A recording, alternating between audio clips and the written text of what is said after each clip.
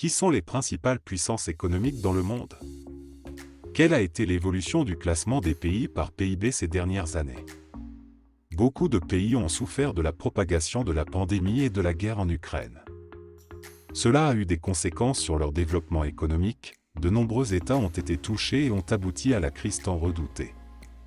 Quels sont donc les pays les plus riches de la planète en 2023? Focus sur leur PIB.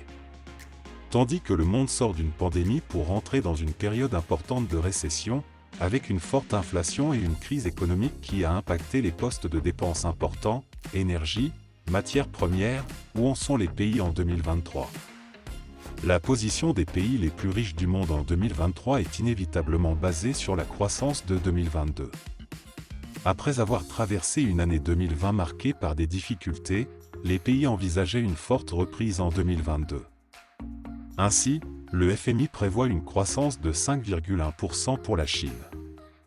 Selon les prévisions de l'institution, le PIB russe devrait s'élever à 1 703 milliards de dollars courants en 2022, soit une augmentation de 2,9% par rapport à l'année précédente.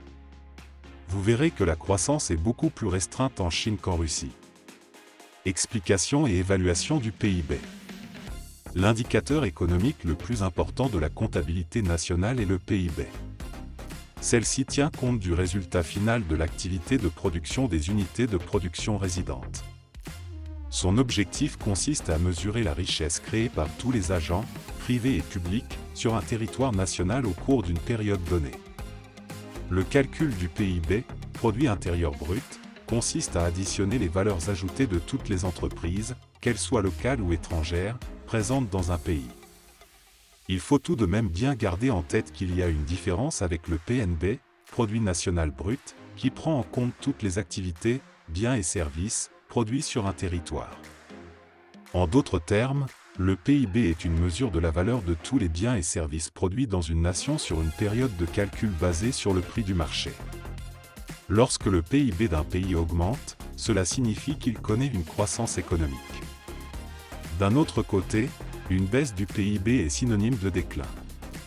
3 méthodes différentes sont utilisées par INSEE pour calculer le PIB au prix du marché.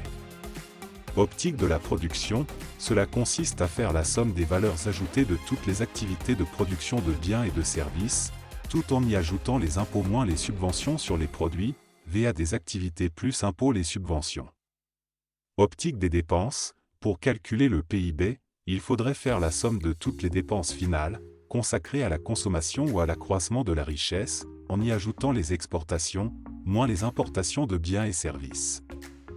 Optique du revenu, pour le calculer, il faut faire la somme de tous les revenus obtenus dans le processus de production de biens et de services, revenus salariaux, excédents bruts d'exploitation et revenus mixtes, en y ajoutant les impôts sur la production et les importations moins les subventions.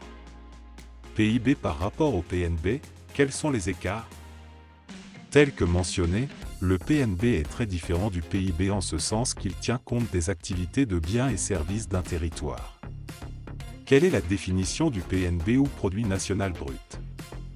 C'est un indicateur économique qui tient compte de la valeur totale de la richesse produite par un pays au cours d'une année donnée. Le produit national brut comprend donc les biens et services d'un pays, mais aussi les investissements étrangers nets.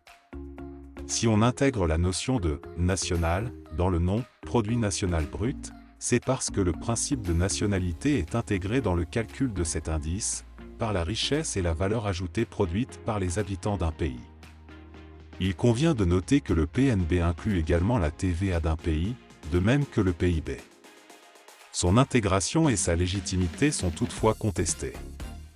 Ainsi, le calcul du PNB peut être le suivant: PNB égale PIB plus revenu des facteurs du travail et du capital en provenance de l'extérieur, revenu des facteurs du capital et du travail versés à l'extérieur. Les États-Unis se retrouvent en tête du classement des pays les plus riches au monde, avec un PIB de 25 462,70 milliards de dollars.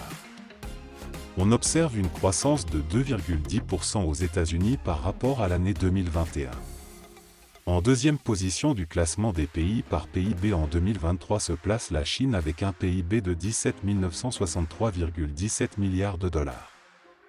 Le pays a rebondi, malgré des confinements successifs et en dépit du vieillissement de la population, avec une croissance de 3%.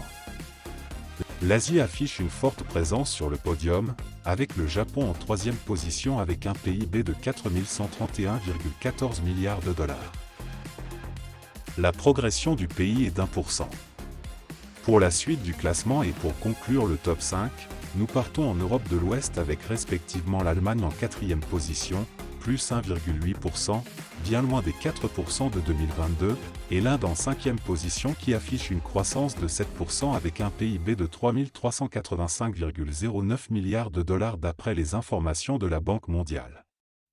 La France est en retard sur le Royaume-Uni qui lui-même se trouve en sixième position, qui affiche encore une croissance de 4,10%, malgré une forte inflation à l'intérieur du pays. Le taux de croissance en France n'est pas aussi catastrophique que prévu, avec plus 2,6% et un PIB approchant les 2782,91 milliards de dollars. Dans le reste du top 10, on retrouve l'Italie en 10e position tandis qu'il était 8e en 2022, avec un PIB de 2,043 milliards de dollars. L'Italie est devancée par la Russie avec un PIB de 2240,42 milliards de dollars, qui est la seule puissance mondiale à enregistrer une faible croissance, moins 2,10%, et le Canada, plus 3,40%, en 9e place et son PIB est de 2139,84 milliards de dollars. Merci d'avoir regardé notre vidéo, n'hésitez pas à laisser votre avis dans un commentaire.